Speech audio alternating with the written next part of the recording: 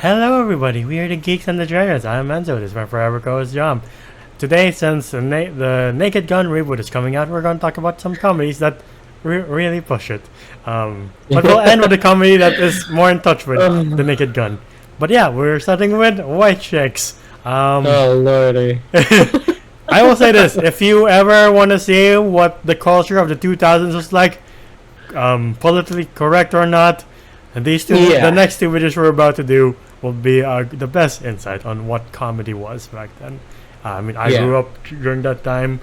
Some aspects of the 2000s I miss, some aspects I do not. Especially when it comes to be like, is this funny? Can we push it? And I'm like, I don't do sure. You do you. Yeah, a lot of times you kind of just have to be like, okay, it's a product of its time, and we can just let it be. Which was 20 years ago. It was 20 years ago, but when you look back, you're like, some of those guys are like, whoop.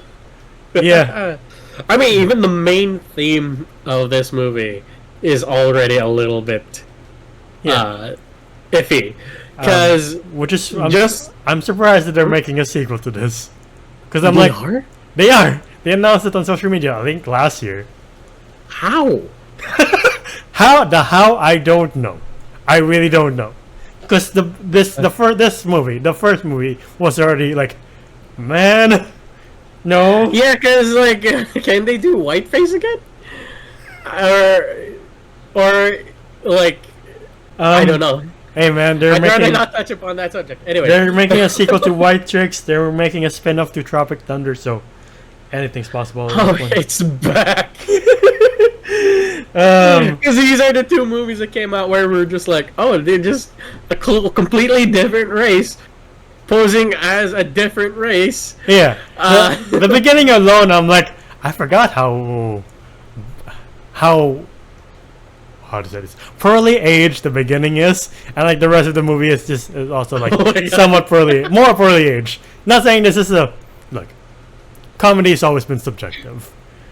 Like, and you're right, the things of the 2000s just stay in the 2000s, but like going back to this era, I'm like, I like this era of comedy. Do I agree with it? No. Is it funny to watch? Sometimes. And that's not maybe why it ages poorly a bit, because I'm like, we know people in our lives who are stuck in the 2000s forever, where I'm like, you just say shocking things, and that's not much to you. But this is, well, has the right amount of like, you're being too much with like, you're making a decent movie with the weigh-ins and control. Anyone else, like if it was the fucking makers of Meet the Spartans, I'd be like, yeah, this is fucking stupid and a bad movie at the same time. I think here it's just fucking stupid. Yeah, it was stupid. The jokes were absolutely insensitive to a degree. Yeah, but the timing was amazing. Yeah. Well, the Wayans brothers were an absolute dynamic duo. Like the first scene where they had to pose as a certain ethnicity. As Latinos. Selling trying to sell ice cream. Yeah. I was laughing my ass off. I'm so sorry, but like, you just gotta admit it's a product of its time, but at the same time, it's just funny. Yeah. Like they're like going way forward because there's no fucking way we do this chronologically. When they're trying on like outfits, and like one of them is just fucking Deborah from Dexter's freaking out. I was like, to tell how a comedy ages is like, do I still laugh at certain moments? And fortunately, the answer is yes. I'm not gonna get some help. Professional help. Dr. Phil. It's so good. I love that scene so much. I love the scene when I was not a fan of the upskirt shot though. I was like, whoa, okay, all right. Right. I love the scene where I think it was Marlon Wayans who all the dresses were tight, and they're like, "How does it fit?" And he just flexes. He just like the man just stuck at a pose because that is the joke, is that like women's like appearances are to a point where it's very unrealistic standards. But Okay, not gonna. It's just still funny. Where he just like stand up straight and the buttons just come out apart. And I'm like, oh god. Yeah. I like how the editing is still pretty cool to see when they're kind of get into their disguise and it's just this floppy like mask, and then when it comes to the next scene, they're already in like full gear. I'm like, the editing's pretty fine. I barely noticed the practical effects. And yeah. By the way, there's a whole like team. Yeah. Like at the start of this movie, there's a whole team where, like that does the makeup and everything. I don't know how like they take it off and put it back on. Right. Yeah, without like all the airbrushes and all that jazz. But anyway, the entire plot of this movie is that these two FBI agents, are already on the hot seat because they keep messing up jobs. Yeah. So, on this important mission, they're just entrusted to just babysit these two very spoiled rich kids. Yeah. These two girls happen to get into an accident where one busts a lip, one busts her forehead, and they can't go to the Hamptons looking like. So the two brothers have to pose as them. As the white chicks, and that's the yeah. So they don't lose their job. Yeah. So yeah. Oh my god. I'm sorry, because the lead up was like once they walk into the Hamptons, it was just so funny. like you see how they deal with like people who catcall them, and then they had to deal with the manager, which is their boss, posing as the hotel manager. Yeah, and there's just like you have to suspend a stupid amount of disbelief where like your body doesn't match your face. How the fuck can nobody tell that? Exactly. So it's just like you're just like, you know what? We'll just roll with it. Like again, it's just the 2000s being the 2000s. Like there's nothing I can do to change that. I was a child in the 2000s, so I'm like couldn't be like that's inappropriate. They'd be like it's a culture. Shut up. Yeah.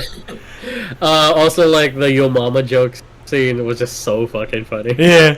Also, I do love how well, again, props to the makeup and artist set where like they're at the beach and one of the brothers wants to hit on like the reporter, so he goes in and changes. I'm like, how does the makeup and artist team do that so fast, so flawlessly? It's amazing to see. Again, you kind of like hold your like disbelief here from time to time. You're just like, you know what, just fucking roll with it. Yeah. And I love it that you passively play as Latrell because she is a reporter. She might have some evidence towards the Vanderbilts and some rich person, yada yada yada, avoiding money, like maybe drug dealing or something. I forgot what his entire thing was because I'm too fucking distracted with the comedy here. Yeah, same here. You know the scene that almost made me pause this movie and be like, you know what, I don't think I can do this again. It was when Terry Crews was on the date with one of them, and it's just so fucking gross. I'm like, stop it! I don't want to watch anymore.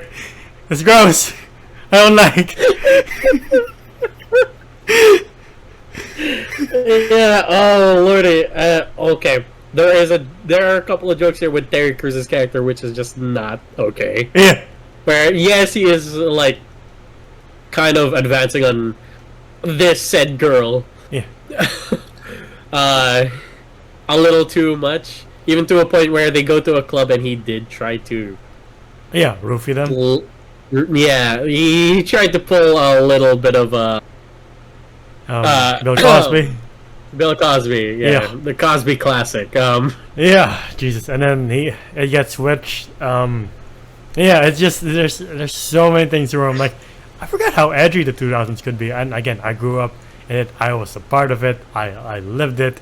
Was exposed to everything about it. But like 20 years on, I'm like, what the fuck was our culture back then? Yeah, okay, I'm not gonna lie. We were kids when we were like experiencing the 2000s stuff. So we weren't experiencing it full on. Yeah, because we weren't really adults. Developed. Yeah, frontal lobe men. Yeah, yet so. And it's we only were kind of oblivious what was happening. Yeah, our brains were only developing in the 2010s and 2020s. So we're like, everything's a bit more appropriate, thank God. Yeah. and like we're more aware about what we should and shouldn't do, and I think that's the way it should be. And whoever's like that sounds woke is like, get a grip, man. We are advancing as a culture. We should become better. We should, in a world full of Homelanders, we should be all Superman. But going back to this movie, I agree. Like I was like, what the fuck is the plot again? Because I'm just staring at the screen, being like, what the fuck am I staring at? Like again, going to that date scene with Terry Crews and the was it Marlon Wayans or the other Wayans? All I knew. No, it was Marlon. Yeah, it was Marlon because the other one was at Terry Crews' house being robbed by his German Shepherd. Sean Wayans. Yeah. So it's just so gross. I'm like, I forgot that's the peak of like, how gross can a 2000s comedy get? This, yes. And you're like, oh god. No, I still use that one line where when people are scared of a certain dog, and you're like, "Is that your dog?" It's like, "What? No, that's family." Shh, come here, cousin.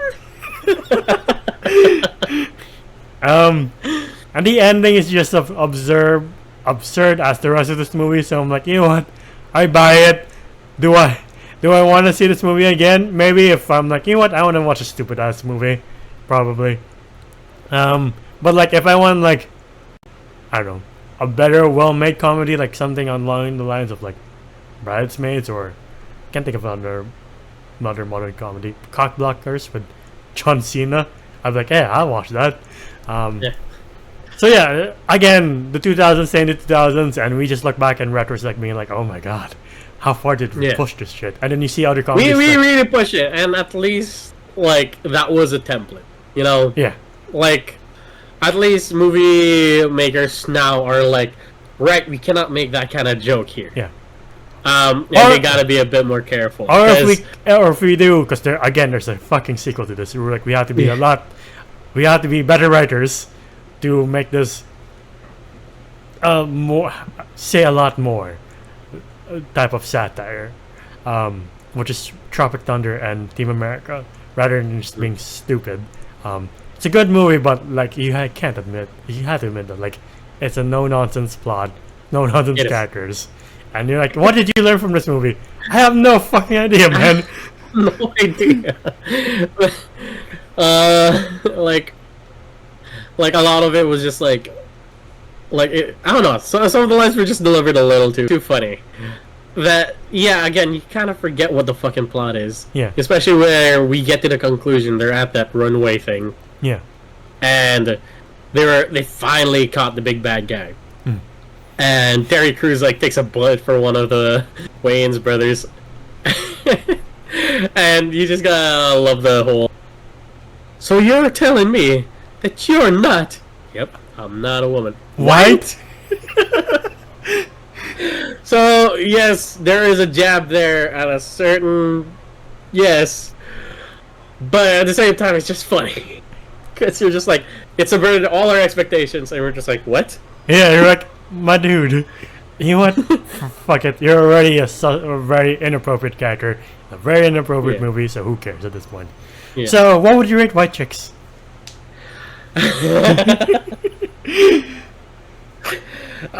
Look, as insensitive as it is, as outdated as the jokes are, it is kind of a classic. It is what every kid in our generation fucking watched and talked about. Yeah. And it was just like, kind of like a hush-hush to our parents, because you're like, oh, let's watch White Chicks. And our parents never seen White Chicks, or would never watch White Chicks. Yeah. You would be like, Mom, Dad, let's have a family bonding experience. Let's watch White Chicks. Yeah, and then it was only until when I was in my teens when my parents was able to watch, and they're like, "That's what you and your cousin were watching." He was like, "Yeah, yeah." It's either that or never be allowed to watch TVs or movies ever again if we were that stupid. Yeah. It was either that or Super Bad, and those were the raunchy movies. Yeah. But like, so it was just fun. It was turn off your brain. But we have to admit there are jokes here that do not age well. Yeah. If you are easily offended and it is not your kind of comedy, and I know there are a lot of people who are like that. Yeah. You don't need to watch it. You don't need to force yourself to enjoy it. Yeah. If you don't want to watch it, it's fine. You're not a bad person or uncultured or something like that, as people might call you Yeah. for not watching it. So don't worry. If it is not for you, it is not for you. Yeah. But growing up with the thing, I gotta rate it a 6 out of 10. It's a little above average because it is funny. Yeah. You have to admit, there are some scenes here it was funny and I found funny at the time until I grew up, where I'm like, oh my god. Rewatching it for this review, I'm like, oh shit, there's a lot of red flags here. Yeah. Yeah, but at the same time, you kind of just turn your brain off. If you can turn your brain off and admit that this is a product of its time, jokes were a little bit more loose. Yeah. And you just appreciate it as it is. And of course, know better that don't make these fucking jokes.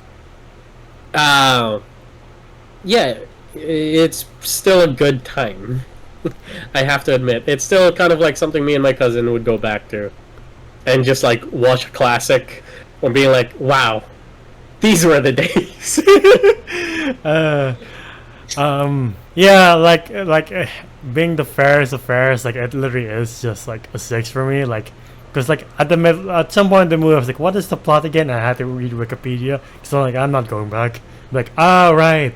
But if you want a glance of being like how raunchy and how much the 2000s comedies push the agenda, and like this and like Team America and Borat would be like, yes, along with Tropic Thunder.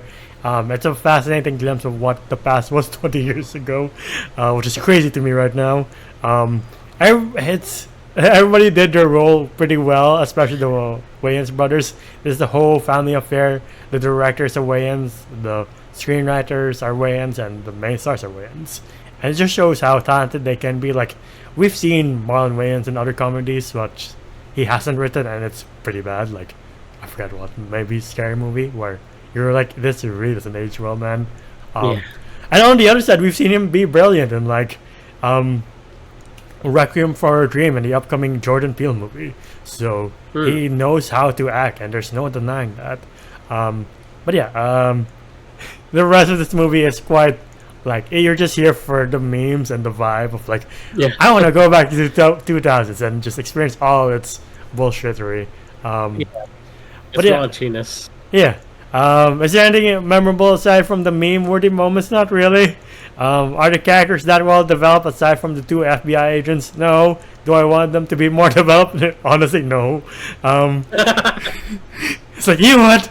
Most movies they'd be like, he wasn't developed with like Terry Crews, but here I'm like, you know what? Terry Crews can be as developed in here as they want him to be. It's fine. Yeah. And again, Terry Crews is another example of he can be dramatic. If you've seen like his heavy episodes in Brooklyn Nine-Nine, where I'm like, I did not know you had this in you. I'm glad you do. Yeah. But yeah, product of its time. It's still a classic, even though Rotten Tomatoes would be like, it's 15%. In my opinion, it's at least 45%. Yeah, agreed. I was like, do I play it safe and say 20? No, I was like, it's almost fresh. It's just the stupid plot and the characters where I'm like, I have to be fair. Yeah, that's been our video for White Chicks, and we have one more comedy that pushes everything more than this one, if you can believe, and might involve Matt Damon. But until then, if not the actual Matt Damon, puppet Matt Damon. Yes. Yeah, yes. Until then, if you want to see more of us here, please leave a like, subscribe, and ding the bell icon to get notified of when we upload next. If you want us to talk about more comedies that push the agenda, sure, why not? I could maybe rewatch Epic Movie and Meet the Spartans if I so deem it. Oh lordy, okay. Or maybe just stop at Borat, because that is like the king of raunchy 2000s comedies, in my opinion at least. But yeah, if you want to see us elsewhere, we're also on Spotify and TikTok. TikTok to see your best and funniest moments, Spotify 2 years on the go. I am Zoda's Voices on TikTok and Answolf on Letterboxd. Where can they find you? You can find me at JohnGM_, on Instagram, it is Maritica. And until the next time, we'll see you then. Bye everybody.